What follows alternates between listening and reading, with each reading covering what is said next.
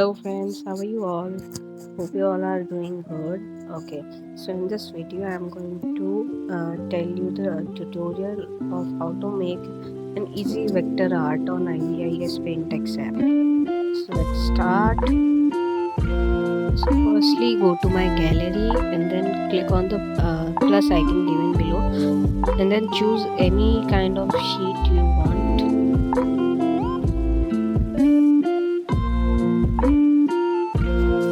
Click on the camera icon so that you can choose any photo you want to draw.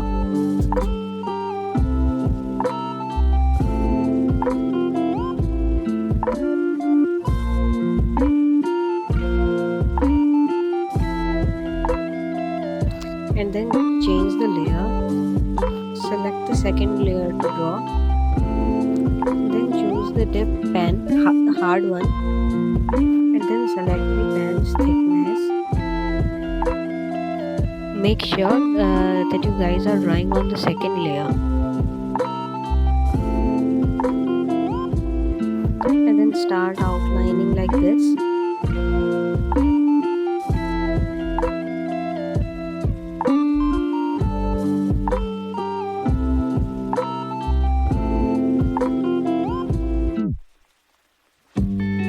So guys, if you have any kind of queries or questions about this, you can comment down or DM me on Instagram. I will put my link on my description so that I may help you.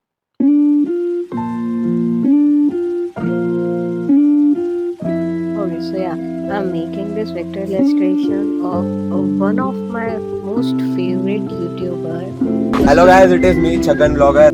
As known as Triggered Insaan.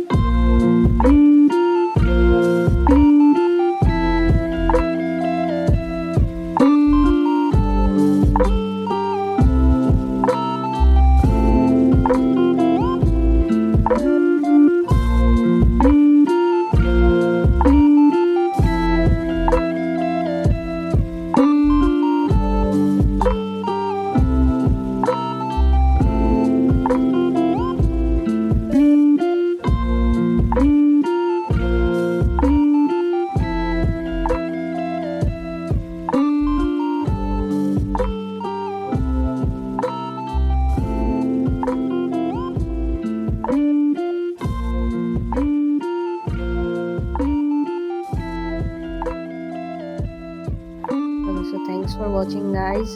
Hope you all liked this.